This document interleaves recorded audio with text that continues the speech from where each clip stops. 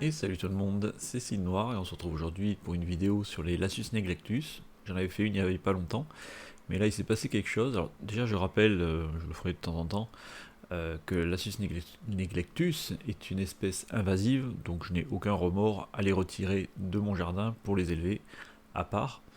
Et puis, dans le pire des cas, si elle s'échappe, elle retourne dans mon jardin, donc voilà, il n'y a pas de conséquences. Mais il faut rappeler que c'est quand même une espèce invasive. Et donc voilà, on se retrouve avec les images de la dernière vidéo, donc deux rennes survivantes de la canicule de l'année dernière et une quinzaine d'ouvrières. Et ce qui s'est passé, c'est que en plantant mes pieds de tomates, je suis tombé sur une nouvelle colonie de Lasius neglectus, enfin une toute petite.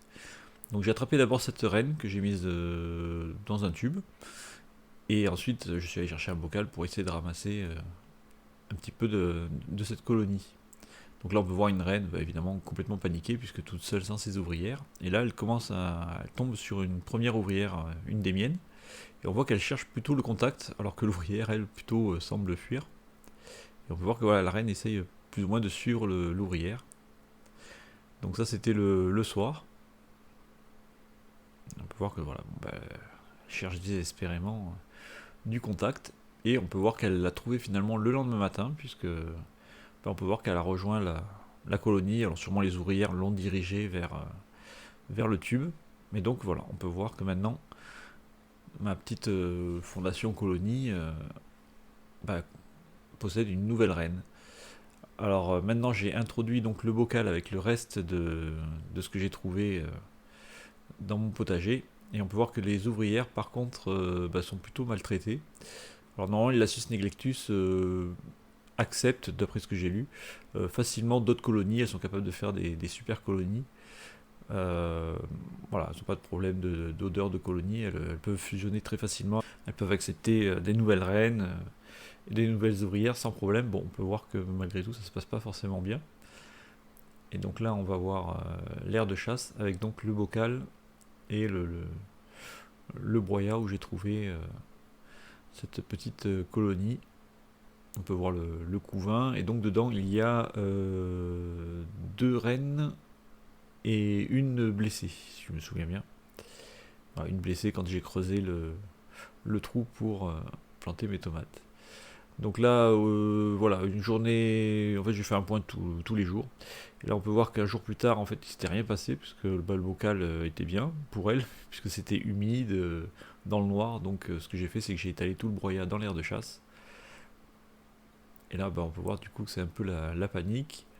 Et les ouvrières qui cherchent à ramasser le couvain. On peut voir les petits points blancs un peu partout sur les bouts de bois.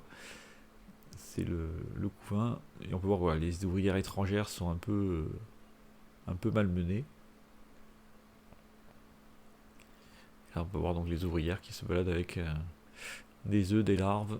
C'est un peu la panique.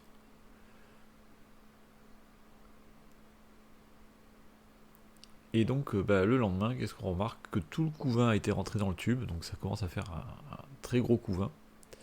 Et donc là on peut faire un point sur le nombre de rennes. Donc il y a 1, 2, 3, 4, 5 rennes dans le tube, dont une donc, qui est blessée. Celle qui est blessée, c'est celle qui est posée sur le couvain. Et on peut voir qu'une reine s'occupe d'elle, en tout cas la lèche régulièrement.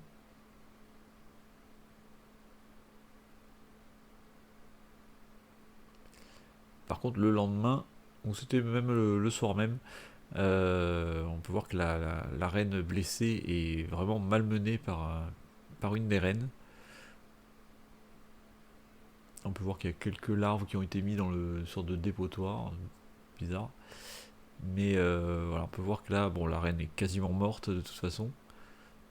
Mais on peut voir quand même que l'autre s'acharne quand même dessus, et même là on va le voir, s'attaque au cou de celle-ci pour la décapiter. Hein. Donc, et elle faisait pareil avec l'abdomen aussi. Voilà, on peut voir qu'elle est vraiment énervée dessus. Donc un comportement qui m'a étonné. Hein. Alors sûrement le fait qu'elle soit blessée incite ce genre de comportement, je ne sais pas. On peut voir donc un gros couvain maintenant. Donc bah voilà, un petit point sur l'aire de chasse, donc bah, ça y est, il n'y a plus grand monde qui se balade. Donc le bocal est vide, et on peut voir qu'il n'y a plus de couvain sur les petits bouts de bois. Et donc voilà, le petit point final, c'est donc trois rennes qui sont ensemble, plus une quatrième qui se tient un peu à l'écart, voilà, à se demander si, si elle va survivre et être acceptée ou pas, je ne sais pas. Elle se tient dans le dépotoir, comportement un peu étrange.